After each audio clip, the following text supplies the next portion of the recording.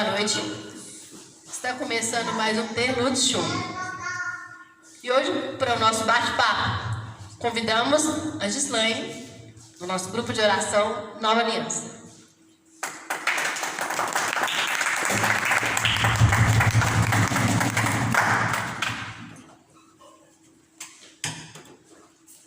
Oi, boa noite, pessoal. Boa noite a todos que estão aqui presentes. Boa noite também a todos que estão nos assistindo. A gente fica um pouquinho nervosa, né? Mas a gente deixa o Espírito Santo nos guiar e usar de nós o que Ele quiser nessa noite. Amém? Gislaine, como todo mundo aqui, para a gente começar nosso bate-papo, já conhece um pouco da sua história, já conhece a sua caminhada dentro da igreja. E nesse conhecimento que a gente tem, acredito que o pessoal daqui, todo mundo tem, você poderia contar pra gente como tudo isso começou, como você realmente sentiu que teria que estar nessa presença para chegar onde você chegou agora? Bom, rever a nossa história não é nada fácil, né? Quando eu recebi o convite para estar aqui, né? A gente faz um flashback da nossa vida, um flashback de toda a nossa história. É certo que muitos, né, já conhecem o nosso testemunho, mas cada vez com que nós damos esse testemunho nosso, né, tanto do nosso casamento quanto das nossas vidas mesmo, a gente percebe que o Espírito Santo age mais em nós do que naqueles que recebem e ouvem o nosso testemunho, né? E para começar, eu queria compartilhar uma palavra que está em Lucas 1:45. E na palavra diz o seguinte: bem-aventurada é tu que crestes, pois hão de se cumprir todas as coisas que da parte do Senhor te foram ditas. Palavra da salvação, glória a vós, Senhor.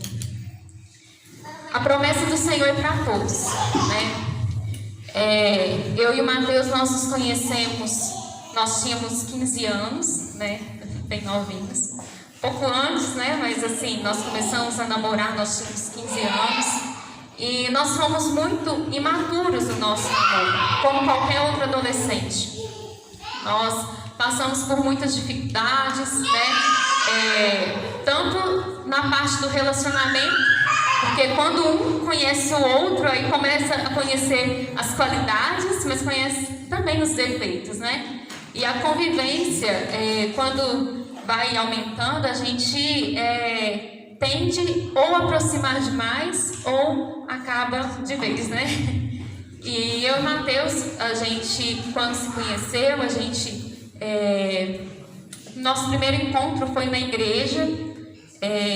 Eu toco flauta, para quem não sabe, e aí eu fui convidada para tocar no Ministério de Música, né? E quem estava lá? O Mateus, né? E foi meio que um amor à primeira vista, né? A gente começou a conversar e tudo, mas a gente tinha uma dificuldade de se relacionar muito grande, principalmente no diálogo, né? O Mateus era muito tímido, eu já era mais para frente, meio doida. Mas nada que Deus não aperfeiçoou um para o outro, né? Então, depois a gente começou o nosso namoro, começamos a namorar na Canção Nova, uma bênção, né? O luau lá do Brazos, o luau.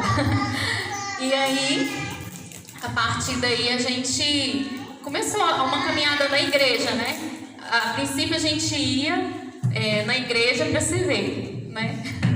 Tinha outro lugar, e você já viu como que é adolescente, né? A gente ia na igreja para se ver, só que Deus viu a gente primeiro, né? E começou também a nos chamar, a fazer esse convite para estarmos juntos por Ele, né? Nós passamos por muitas tribulações, a gente chegou no nosso noivado a sofrer de ambas partes, né? Porque Deus fala na palavra que o amor é provado no fogo, né? E realmente, aquele amor que não é provado no fogo, né? Não passa pela lapidação do ouro, ele não é um amor duradouro, né? E nós passamos por isso. Então, foi um período em que nós amadurecemos, um período que nós crescemos espiritualmente também, porque a gente estava na igreja, igual eu te falei, a gente estava morno, né? Porque a gente não tinha um objetivo em comum. Então, nós começamos a pedir a Nossa Senhora para que, se fosse para a gente ficar junto, que de fato ela propiciasse essa união de alguma forma. E a gente, mesmo nas nossas limitações, a gente lutava para ter um namoro santo, né? A gente sempre via muitos testemunhos, muitos casamentos frutos do namoro santo, que é um namoro que preserva a pureza, preserva a oração, preserva uma caminhada digna na igreja, né? E não adianta a gente estar na igreja e não dar o testemunho, né? É muito fácil a gente falar, você tem que seguir isso, você tem que fazer isso, o Espírito Santo fala isso, mas e aí? Qual que é o seu testemunho de vida, né? E a gente sempre teve isso conosco. Então, eu acho que a nossa principal mudança, primeiro foi o nosso querer, né? E segundo, a obra de Deus acontecendo nas nossas vidas, a partir desse querer. Nós começamos a oração do Santo Terço. Então, a gente, às vezes, muitas das vezes, ao invés de sair, ao invés de procurar outras coisas, nós rezávamos o terço, né? E aquele terço foi gerando frutos no nosso namoro, no nosso noivado, e aí veio o casamento, né? O casamento, ele, para quem não sabe, eu fui criada pelos meus tios, né? Não fui criada pelos meus pais. Então, a princípio, a gente teve uma resistência muito grande. E falo principalmente pelo meu lado, eu filha praticamente única, né? Porque eu tenho um irmão muito querido, muito amado, mas ele nós não morávamos juntos, né? Então, a minha saída da casa dos meus tios foi muito dolorosa, tanto para mim quanto para eles, né? Nós dependíamos uns dos outros. E aí a gente se casou, né? Foi um casamento muito emocionante, porque foi uma luta, de fato, a gente está ali no altar. Nós passamos, igual eu falei, por essa lapidação, né? Lutamos contra nós mesmos, lutamos contra todas as tentações possíveis e impossíveis que nós encontramos em nosso caminho, e nós nos abastecemos no terço para levantar diante de todas as quedas. E aí, o casamento no primeiro ano, ele é como se fosse um namoro à primeira vista, né? É como se a gente convivesse 1000 anos com uma pessoa, namorássemos ali um bom tempo e não conhecêssemos, né, de fato. Então, nosso primeiro ano de casamento foi um ano difícil. O Mateus ficou desempregado, né? E a gente passou por muitas dificuldades de adaptação, dificuldades financeiras e dificuldades que, se a gente não tivesse passado naquele ano, naquela primeira fase ali do casamento, nós não teríamos hoje, talvez a gente não estaria junto, né? Nós, além da dificuldade financeira, a gente ainda era imaturo, nós casamos novos, né? O Mateus, eu gosto de falar que ele é mais velho do que eu. Não, eu sou mais velha do que ele, 4 meses. Aí eu casei então com 21 e Mateus com 20. Mas, então assim, a gente estava ali praticamente saindo da adolescência e tudo, né? Ainda muito apegado a certas coisas. Ontem mesmo a gente lembrava que no início do nosso casamento, ao invés de a gente assistir jornal, a gente assistia desenho. Então, por aí vocês podem perceber, né, a mudança. E aí, o Mateus desempregado, e, assim, a gente muito frustrado com as dificuldades mesmo, né? Nós começamos a fazer adoração diária. Eu usava pílula e cada adoração que a gente ia, cada vez que a gente rezava, aquilo me incomodava cada vez mais, né? O uso da pílula, né? A questão do testemunho, eu estou dando um testemunho verdadeiro de ser cristã, né? E isso incomodava muito a gente, muito mesmo. A gente via alguns dos nossos padrinhos de casamento, nós temos padrinhos, graças a Deus, que tem uma caminhada santa, e nós, 2 deles praticavam o método Billings, né? E a gente ficava assim, será? Será que dá certo? E com o crescimento na adoração, que a gente começou a visitar o Santíssimo todos os dias na hora do almoço, aí a gente falou, não, é agora ou nunca, a gente tem que se decidir, né? Eu e ele, a gente não estava se sentindo bem um com o outro, e por toda a situação, a gente, né? Quantas vezes eu sentava na beira da cama e falava assim, vou juntar minhas coisas, vou voltar para minha casa, né? Quem nunca pensou, né? Quem nunca passou por isso? Mas decidimos parar de usar a pílula. E foi também muito difícil, porque a gente ficou assim, se a gente arrumar filho agora? Primeiro porque para o método Billings tem que ter uma formação muito complexa, né? E a mulher tem que se conhecer muito.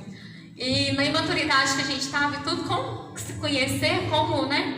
E nós começamos a buscar informações na internet, né? Até com esses padrinhos nossos que praticavam e tudo. E na nossa limitação de informações e de situações, nós decidimos, vamos fazer o método Billings, a partir de hoje eu não uso pílula e seja feita a vontade de Deus em nossas vidas. Menina do céu, nem te conto. A partir da nossa decisão, nós vimos e percebemos uma mudança muito grande na nossa fé e na nossa postura. Nós começamos a ser mais disciplinados na nossa rotina, né? Eu trabalhava, meu trabalho era em horários diferentes, e aquilo, eu comecei a ter uma disciplina muito maior, né, no que eu fazia. E o Mateus também começou a se revestir como o José, né? Ser o José da família, e começou também a tomar uma postura e a buscar crescer, e os frutos vieram. Quando foi 6 meses depois que nós casamos, veio a notícia, a Maria Cecília a bordo. Né? E o desespero foi maior ainda, porque nós pensávamos que já tinha tomado uma posição, que a gente já estava maduro, legal o suficiente para assumir uma casa, um casamento. E aí, quando veio a responsabilidade de ter um filho, nós tivemos aquele impacto que nos assustou muito, porque embora a gente estava num casamento e tudo, a gente não tinha condição nenhuma de ter filho no momento que nós, né, tivemos a Maria Cecília. E aí nós começamos a pegar com Nossa Senhora de Lourdes, né? Na época eu frequentava ainda pouco a paróquia, né? Mas já tinha o chamado do Padre Fábio, né? Ele também tem uma grande parcela de culpa em tudo. Mas e começamos a pegar com Nossa Senhora de Lourdes. E nós demos trabalho para Nossa Senhora de Lourdes mais. Nós fizemos uma promessa, né, que é o nosso famoso dia 11, que é ir às missas no dia 11, né? Logo que fizemos a promessa, nos veio o convite de assumir como Ministério de Música o dia 11. Eu falei, então é isso aí, Nossa Senhora, não dá para fugir, né? Tem que estar todo dia 11 lá. E com a promessa do dia 11, no dia 11 de fevereiro, dia devocional Nossa Senhora de Lourdes, a gente recebeu a graça do emprego do Mateus. Então, depois de tanto tempo ele desempregado, nós recebemos a graça através de Nossa Senhora de Lourdes do Mateus ter arrumado um emprego. E aí assim a gente começou a experimentar o quanto uma Ave Maria é frutífera na vida da gente, que às vezes a gente não dá o valor suficiente na oração do texto, que é uma oração meditada, uma oração que talvez seja repetitiva para alguns, mas uma Ave Maria faz toda a diferença na vida da gente. Então, o dia 11 começou até a nossa história, né? Passou a gravidez, eu super bem, marcamos a cesárea da Maria Cecília no dia 16 de setembro, e eu estava muito em dúvida se era uma posição certa, porque eu estava bem de saúde, por que não tentar um parto normal, que é o formato que a igreja recomenda, né? Se a mulher tem uma saúde. Então mas ainda assim eu tinha um medo muito grande, e tudo aconteceu tão rápido, e eu marquei cesariana. No momento em que a Maria Cecília, né, nós descemos para o bloco, e aí o médico, por algum motivo, não deixou o Matheus entrar. Aquilo eu já entrei bem chateada, para falar a verdade, mas, né, a gente coloca nas mãos de Deus. No momento que o médico tirava a Maria Cecília da minha barriga, ele falou para o outro: nossa, essa menina não tinha como nascer de parto normal. Essa menina está com 2 voltas no pescoço, no umbigo. Então, eu estou lembrando, eu me emociono até, né, chegar. Nossa Senhora começou a mostrar aí o seu cuidado conosco. Talvez uma decisão errada, mas que Deus fez com que fosse certo. Maria Cecília nasceu, ela foi entregue para o Matheus, né? Ela subiu com o Matheus para o quarto, eu fiquei mais um pouco. E ali no bloco, ia chegando as pessoas, eles iam me arredando, né? Colocando mais para o lado. Só que eu comecei a sentir mal, eu comecei a sentir muito mal. E eu via que tinha, na época, além de Nossa Senhora de Luz, eu fazia uma novena de Nossa Senhora Aparecida, só para constar. E eu vi que tinha só uma enfermeira, e ela era moreninha.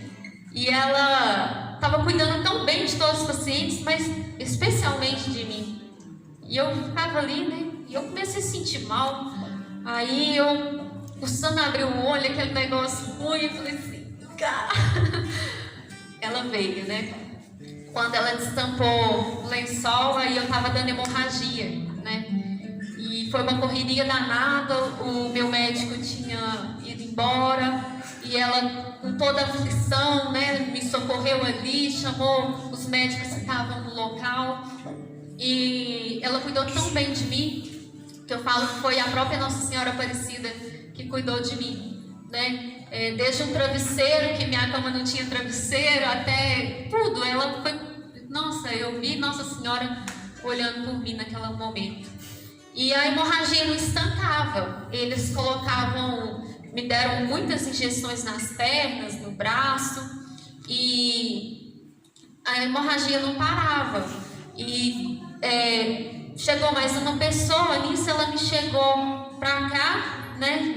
E eu olhei assim, tinha um crucifixo em cima de mim. E tinha um bendito de um relógio, a Maria Cecília nasceu 11h30. Tinha um bendito de um relógio do meu lado direito, e eu olhei para esse relógio, era 3 horas. Falei, Senhor, é a hora da misericórdia. Que o Senhor possa ter compaixão, que o Senhor possa ter misericórdia, derramar o seu sangue em mim, para que essa hemorragia estanque. E eu tomei mais alguns remédios, né? Eles fizeram mais alguns procedimentos lá, e a hemorragia começou a diminuir. Quando foi 5 horas da tarde, eu chorava, dava birra igual criança, e aí eles me levaram para o quarto. Eu falei, minha filha precisa de mim, né? Mas na verdade era eu que precisava desse encontro da família. Então eu falo que a Maria Cecília foi meu primeiro milagre, né? O primeiro milagre foi porque ela nasceu com 2 cordas, né? Com 2 voltas no pescoço. O primeiro milagre por causa da hemorragia? Sim, também. Mas o primeiro milagre porque ela salvou o nosso casamento. Então, se ela não tivesse nascido, talvez nós não estaríamos tão perto de Deus e não estaríamos tão família, igual nós estamos hoje. Pode continuar contando? Pode continuar. A história é longa, hein, gente? Tá seguindo a sequência das minhas perguntas. Então tá bom. Então, assim, o crescimento da Maria foi tudo muito especial, né? A gente começou, de fato, a tomar uma postura de cristão, mais convites vieram para a gente poder participar na paróquia, né? Graças ao Padre Fábio, puxando a nossa orelha, nós sempre tivemos muito engajados, né? E isso sustentou muito a gente, porque a gente percebe, às vezes a gente fala, tem muito serviço na igreja, todo dia eu estou lá na igreja, mas aí a gente pensa, né? Talvez se eu estivesse ali servindo a Deus, eu não estaria rezando. Talvez eu estaria fazendo coisa pior, né? E é no serviço que a gente reza muito mais. Então, quando você receber o chamado, quando tiver algum serviço demais na igreja, reclama não, meu irmão e minha irmã. Louva a Deus, porque principalmente nesse tempo de pandemia, né? Nós somos agraciados por estarmos dentro da nossa igreja. Enfim, Maria Cecília foi crescendo, nós amadurecemos também. Eu voltei à minha rotina de trabalho, troquei o trabalho, o Mateus também começou a ter um crescimento melhor. E a gente percebia que talvez a gente não estava sendo tão presente na vida da Maria Cecília. Eu falo, eu como mãe, né? Mãe se culpa muito, isso é fato. Mas eu tinha uma parcela de culpa maior, porque a minha frustração no início do casamento, do desespero, do dinheiro, de pagar a dívida, daquilo e tal, me gerou uma necessidade, uma frequência muito grande de trabalhar. Então eu saía do meu trabalho, chegava em casa e trabalhava até mais. Então teve dias que eu fiquei até 3 horas da manhã e acordava 6 horas da manhã para poder fazer as coisas. E aí a Maria Cecília crescendo e eu não vi ela crescer.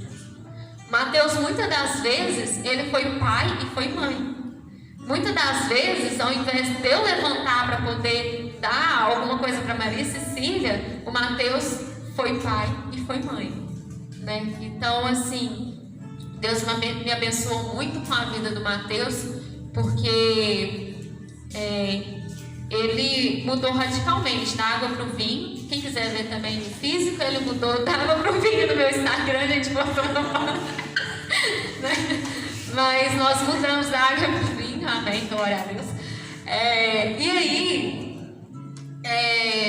eu falei, não, tá errado, eu tenho que parar com isso,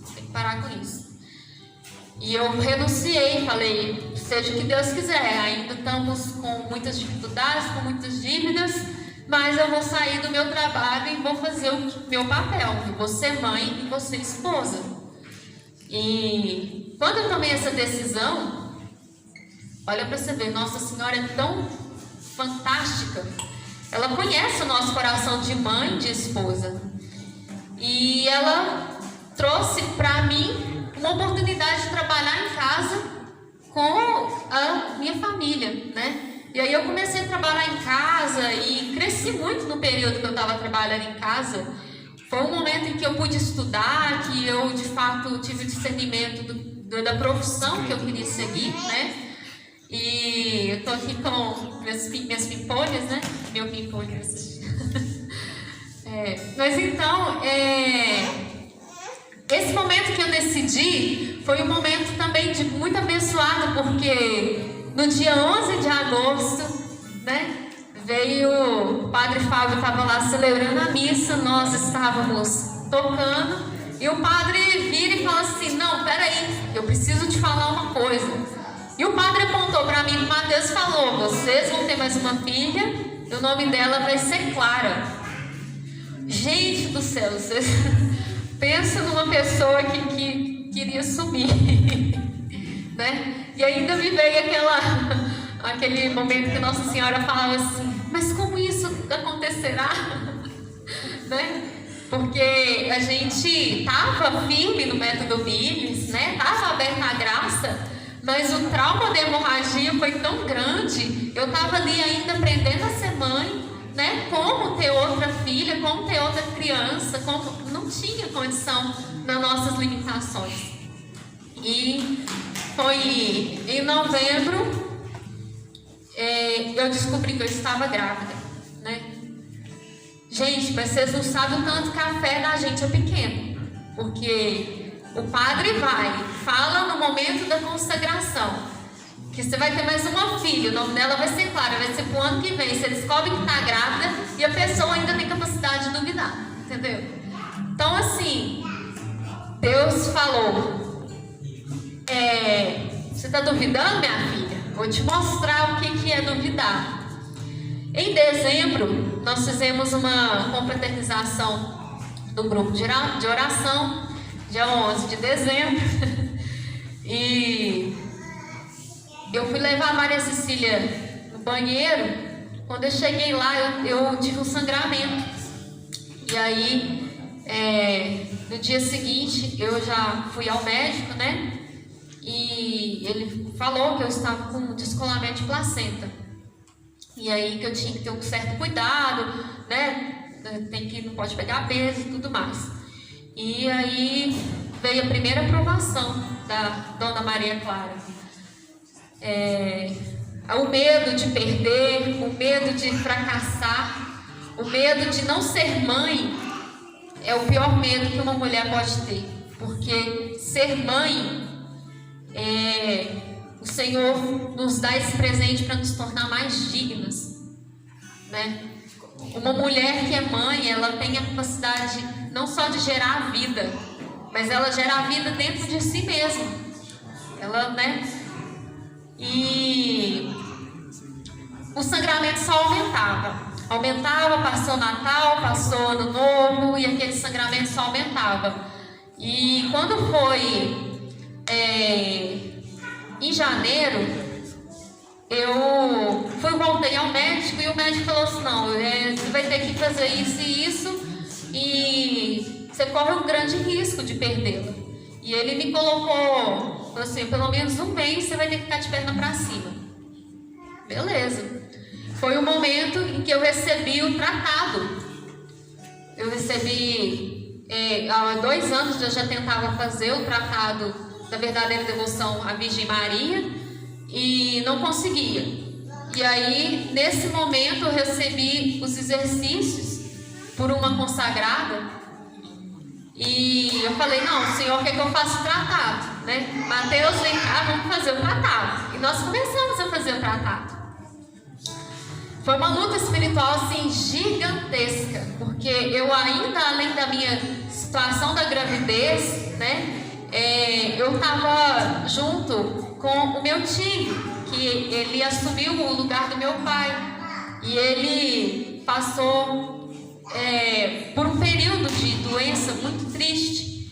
E aí eu que levava ele, eu que socorria, ele precisava de fazer exame, era eu que levava, precisava de ir no hospital, era sempre eu. Não tinha mais ninguém, né? E eu fiquei muito chateada por ter que meio que largar ele de lado, né? Com a saúde muito debilitada, mas pedi Nossa Senhora que providenciasse. E ela providenciou. 11 de fevereiro nós fizemos a consagração. Foi no dia 12 de fevereiro, no dia 13, eu fiz o exame novamente, fiz o ultrassom, eu já não tinha mais nenhum descolamento de placenta. O meu útero já estava totalmente curado, não tinha nada, é como se eu tivesse a gravidez assim, zerada.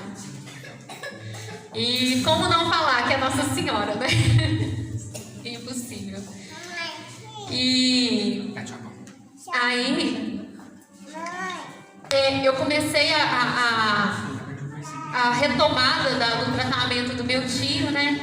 E ele descobriu uma série de doenças. Então, assim, era algo que machucava muita gente, porque eu via que eu perdia ele aos poucos. Era meu pai, era quem me amparava, era quem dava a vida por mim, né? Me sustentava de tantas formas. E foi um período muito difícil, dias que eu estive no hospital e que o plantão passou e o médico não foi, e que doente do nosso lado, eu vi ele sofrer dores horríveis, eu vi ele sofrer uma hemorragia horrível, que até o momento em que ele faleceu, essa hemorragia não parou. Então, assim, tive noites no hospital em que nós dávamos entrada. Uma das noites tinha uma mulher diagnosticada com a gripe H1N1 do meu lado, e eu com aquele barrigão, e o povo me tirando do quarto, e assim, era tudo muito intenso, muito intenso. Mas chegou agosto, e eu não contei para vocês que a marca do nascimento da Maria Clara era dia 11 de agosto, né? Se é coincidência ou não, eu sou dia 11 de abril também, viu, gente? Muito 11. E aí, chegou agosto. Foi no dia, ele passou por uma cirurgia, teve uma debilitação ainda maior de saúde, ficou um bom tempo internado em Belo Horizonte. O período que ele foi para Belo Horizonte, aí um outro tio meu esteve com ele lá. E no dia 9, ele recebeu, do dia 8 para o dia 9, ele recebeu alta. E ele não quis ficar o tempo que o médico pediu lá, não. Ele falou, não, eu quero ir embora para casa. E assim eles trouxeram ele, né? Dia 8 ele chegou, eu fiquei lá, né, na casa dele até tarde, nós viemos. Do meia-noite, né, do dia 8 para o dia 9, minha bolsa rompeu. Aí eu tô assim, uai, nossa senhora, uai, senhor, não é no dia 11? Mas tudo bem, né? E nós fizemos a opção de ter um parto normal. Eu errei com a Maria Cecília e eu não queria errar com a Maria Clara. E aí, fomos para o hospital e passei a noite lá. 8 horas da manhã, a Maria Clara nasceu. No que ela nasceu, que a profecia nasceu, ela não respirou. Ela nasceu muito roxa e teve uma debilitação no início ali. E eu vi os médicos reanimar ela, era tudo muito tenso. Mateus queria tirar foto, mas não queria, porque não sabia. A gente não sabia. E a única coisa que a gente conseguia falar é Nossa Senhora. Eu não conseguia rezar, não conseguia falar. Era Nossa Senhora, Nossa Senhora, Nossa Senhora, Nossa Senhora. E era só isso que se escutava naquele bloco cirúrgico, porque não tinha o que fazer. E aí a Maria Clara, depois de não sei quanto tempo, ela deu aquele chorinho mais fraquinho. Aí no que ela deu, eu falei, Nossa Senhora. Né? Foi um alívio muito grande. E eles fizeram todo o procedimento nela. O médico falou assim, agora você vai ter que guardar um pouquinho porque sua placenta agarrou. Falei assim, legal. Claro que a gente fica assim, mas eu falei, não, doutor, comigo pode fazer o que quiser, porque minha filha já está respirando. E no momento que a placenta agarrou, eu lembrava de um testemunho que eu vi da Adéia Tiba, em que, às vezes, quando a mulher tem algum problema no útero, é porque ela tem algum problema com a mãe, né? E fala oi, Clarinha. Fala oi. E no momento em que o médico falou isso, eu comecei a rezar pela minha mãe, né? Dando perdão, pedindo perdão. Comecei a pedir o Espírito Santo para que viesse. E aquele momento de oração intenso. E a placenta saiu, para a honra e glória do Senhor, né? Pronto, fui, falei assim, agora Deus segura aí, não deixa esse sangue descontrolar não. Subi pro quarto, cheguei lá, Mateus com uma cara, com uma máscara. Eu falei assim, cadê a Maria Clara? Aí ele falou assim, ela tá no oxigênio. E ele com aquela cara, ele me espantou muito. E eu falei assim, então é Nossa Senhora que vai trazê-la para nós, né? Que vai ajudar com que ela respire, com que tudo dê certo e vai trazê-la para nós. E aí nós não fizemos diferente, rezamos o terço. Eu nunca rezei tanto terço igual nesse dia. Foi quase que 24 horas de oração. E a Maria Clara chegou, ela ficou um pouquinho na incubadora, graças a Deus deu tudo certo. Ela nasceu menor do que se esperava, mas o desenvolvimento dela, graças a Deus, hoje é sadio. Mas enfim, dia 10 nós tivemos alta. E o médico chega lá, dá alta e pergunta assim: a Maria Clara fez xixi? Eu tô assim, uai, doutor, eu não sei te falar. Tô aqui debilitada, quem trocou foi o Mateus. Mateus não tinha visto, né? Nenhum xixi, nem nada. A enfermeira também não tinha visto. E a enfermeira olhou para o médico olhou para a enfermeira e falou assim: vocês vão ter que ficar mais um pouquinho. Enquanto ela não fizer xixi, vocês não podem ir embora. E aí eu falei: nossa, meu Deus, mas não é possível. É toda a situação e tudo, né? Louca para ir embora, para ver meu tio, para mostrar Maria Clara para o mundo, falar aqui minha profecia. E aí, eu tinha um medo muito grande de morrer, ou sei lá, acontecer qualquer coisa, e aquilo dentro de mim, a vida meio que renascia dentro de mim. Então, a danadinha foi fazer xixi 2 horas da manhã do dia 11. Aí eu falei: Maria Clara, não teve como fugir do 11. 11 horas da manhã, 3 horas. No dia 11, 3 horas da manhã, a gente estava chegando em casa, para a honra e glória do Senhor, né? E a primeira missa que nós assistimos foi justamente essa palavra: bem-aventurada é tu que crestes, né? Que é a palavra que nos acompanhou durante todo o nosso trajeto, desde o namoro, casamento, né? Com o nascimento da Maria Clara.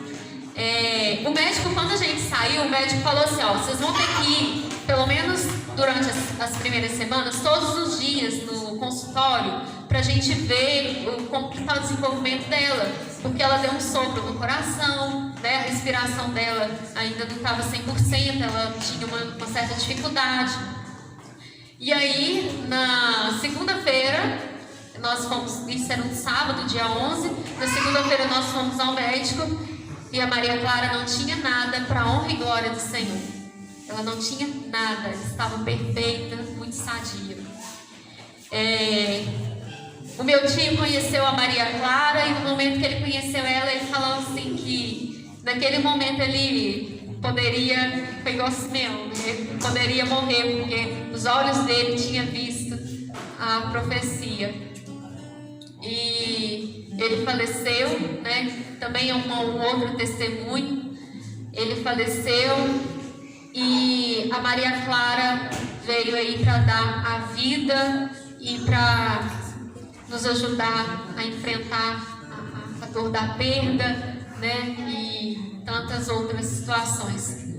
A Maria Clara, de fato, é uma profecia. O que essa menina já passou, o que já aconteceu, vocês não acreditam. E assim, é uma bênção. Ela joga a roupa da Maria Cecília no vaso, ela sobe em cima da mesa, né? Cai da cama quase todo dia, mas Nossa Senhora é muito assim, guardiã dela, da Maria Cecília. E eu tô falando muito, né? Eu queria convidar aqui meu digníssimo esposo, que está nos bastidores, e para dar uma palavrinha, para não falar que eu estou aumentando demais. Mas é uma alegria muito grande poder compartilhar esse testemunho, porque muitas das vezes a gente não percebe a ação de Deus nas nossas vidas, né? E às vezes precisa mesmo de Deus dar uma chacoalhada, de colocar alguma profecia, de colocar alguma situação nas nossas vidas, para que a gente possa mudar, para que a gente possa, igual eu falo, tanto eu quanto o Mateus, a gente aprendeu a se amar, a gente aprendeu nas nossas dificuldades a ver um como esposo, como mulher, né? Fala aí pro pessoal. Fala oi. A nossa Maria Cecília e a nossa Maria Clara. Eu contrariei um pouquinho, não coloquei o nome só de Clara, porque Maria não podia faltar nessa história, né? Então tá aqui minhas 3 Marias.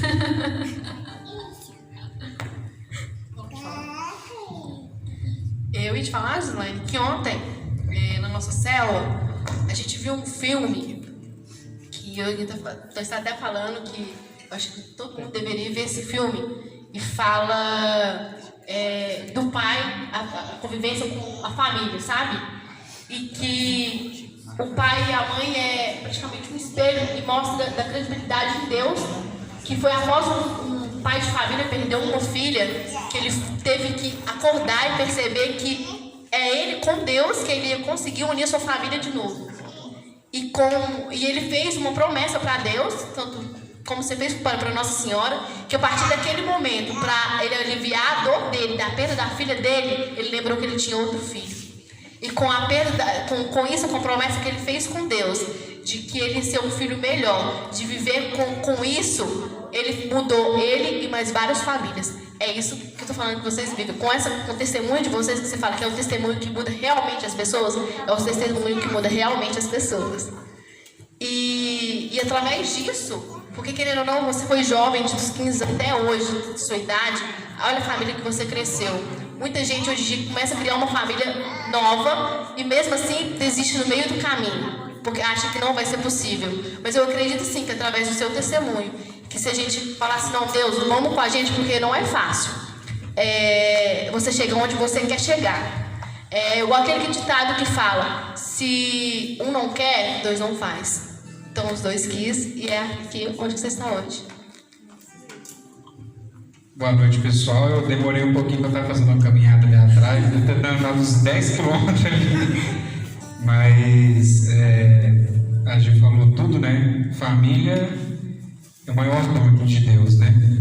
E eu não troco minha família por nada. Eu falei com a Gislaine que um dia se o meu serviço estiver atrapalhando a nossa família, eu saio do serviço, sei lá, faço qualquer coisa.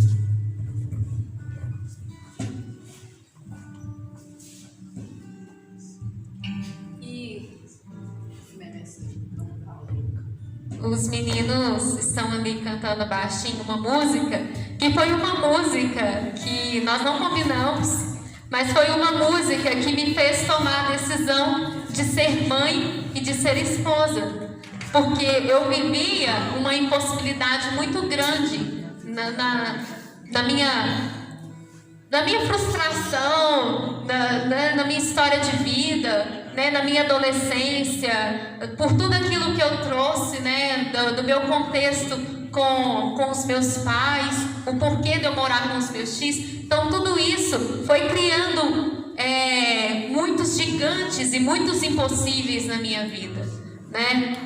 Muitos erros que eu cometi e que eu arrependo amargamente foi porque eu me coloquei impossível para Deus.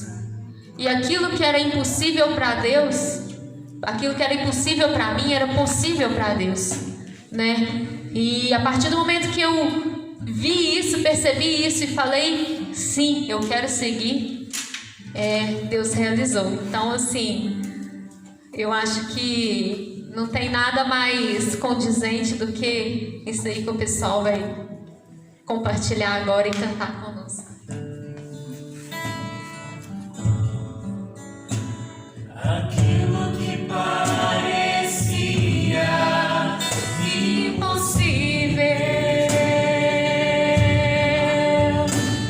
aquilo que parecia não ter saída, aquilo que parecia ser minha morte, mas Jesus mudou.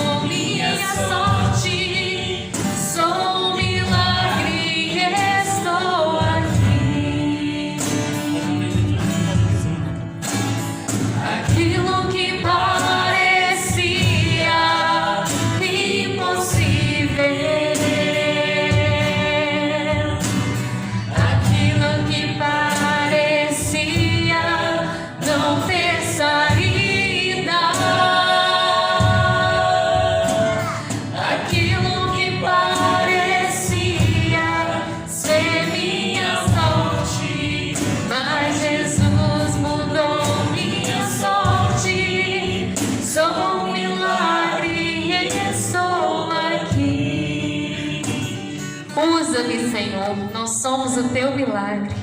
Amém. Eu achei que a profecia tinha acabado. Não contei o finalzinho para vocês. Mas não tinha. Dia 11 de fevereiro deste ano, nós recebemos a visita da nossa mãe em nossa casa. Então, a gente viu a profecia se cumprindo, né? Nós estamos aqui até com uma camisa que traduz aquilo que nós queremos anunciar para o mundo, né? Que nós devemos crer no Senhor e bem-aventurado é tu que crestes. Vamos chegando no final. Eu quero te agradecer pela presença sua e da sua família. Como eu te disse, é um exemplo, é um testemunho maravilhoso para quem está desamparado em família, quem está com a fé fraca e que consiga sim, fé em Deus e em Maria, que eu acredito muito aí também, que Deus continue abençoando vocês, que o manto da Nossa Senhora continue cobrindo vocês e suas filhas, e que vocês sejam um espelho delas, para elas contar essa história para o amigo, o que tiver, mas que com certeza vão ser espelho, isso não tenho dúvida, porque a gente olha para elas e a gente vê a graça de Nossa Senhora nelas realmente. E eu quero agradecer pela presença de vocês. Próximo bate-palma, por favor. Amém. Eu queria agradecer, né? Nós quem agradecemos a oportunidade de estarmos aqui, né? No meio de jovens, no meio de rostinhos queridos, né? A gente reconhece que na nossa pequenez Deus faz muito mais. Então, um coração para vocês. Faz um coração do pessoal.